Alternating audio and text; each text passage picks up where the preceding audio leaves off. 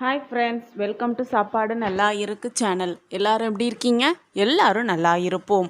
நம்ம சேனலில் என்ன சப்ஸ்கிரைப் பண்ணாதவங்க போய் சப்ஸ்கிரைப் பண்ணிட்டு வந்துடுங்க. வீடியோக்குள்ளே போகலாம். இன்றைக்கி இந்த வீடியோவில் ஆனியனை வச்சு ஆனியன் ரிங்ஸ் எப்படி பண்ணலான்னு தான் பார்க்கலாம். ஃபஸ்ட்டு ஆனியனை ரிங் ஷேப்பில் கட் பண்ணி ரெடியாக வச்சுக்கலாம். ஈவினிங் டைமில் இந்த ரிங்ஸை செஞ்சு சாப்பிட்டு பாருங்கள். ரொம்பவே கிறிஸ்பியாகவும் ரொம்பவே சூப்பராகவும் டேஸ்டியாகவும் இருக்கும். ஃபஸ்ட்டு ஒரு பவுல் எடுத்துக்கோங்க. அதில் 1 கப் கடலை மாவை ஆட் பண்ணிக்கோங்க. அது கூடவே அரை கப் அரிசி மாவை ஆட் பண்ணிக்கோங்க. நெக்ஸ்ட்டு உங்கள் காரத்துக்கு தகுந்த மாதிரி 2 tablespoon chilli powder add பண்ணிக்கோங்க. இந்த டிஷ்ஷுக்கு தேவையான உப்பை ஆட் பண்ணிக்கோங்க. நெக்ஸ்ட்டு 2 டீஸ்பூன் ஜீரக பவுடர் ஆட் பண்ணிக்கோங்க.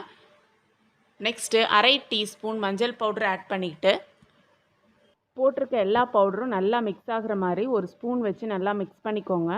நெக்ஸ்ட்டு வாட்டர் கொஞ்சம் கொஞ்சமாக ஆட் பண்ணிக்கோங்க.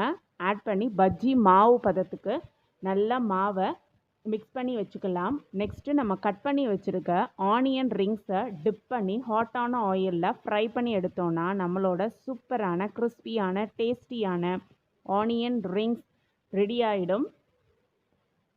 தண்ணியை கொஞ்சம் கொஞ்சமாக ஆட் பண்ணிக்கோங்க. அப்போ தான் பேட்டர் கரெக்டான பதத்துக்கு ஆனியனை டிப் பண்ணி ஆயிலில் ஃப்ரை பண்ணுற பதத்துக்கு சூப்பராக ரெடி ஆகிடும். இப்போது நம்மளோட பேட்டர் ரெடியாக இருக்குது. ரிங்ஸாக கட் பண்ணி வச்சுருக்கோம். ஆனியனும் ரெடியாக இருக்குது.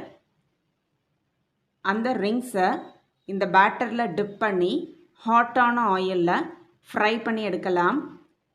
பொறுமையாக ஒரு ரிங்ஸாக டிப் பண்ணி ஹாட்டான ஆயிலில் ஃப்ரை பண்ணிக்கலாம்.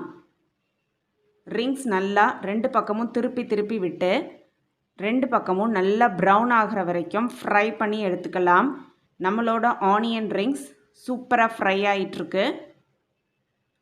இதை ஃப்ரை பண்ணி ப்ரௌன் ஆன பிறகு எடுத்து ஒரு பிளேட்டில் ட்ரான்ஸ்ஃபர் பண்ணி டொமேட்டோ சாஸோடு சர்வ் பண்ணிங்கன்னா ரொம்பவே அருமையாக இருக்கும். இந்த ரெசிபி உங்களுக்கு பிடிச்சிருந்ததுன்னா லைக் பண்ணுங்கள், ஷேர் பண்ணுங்கள், சப்ஸ்கிரைப் பண்ணுங்கள். அப்படியே பக்கத்தில் இருக்க பெல் ஐக்கானையும் கிளிக் பண்ணிக்கோங்க. பாய் பாய்.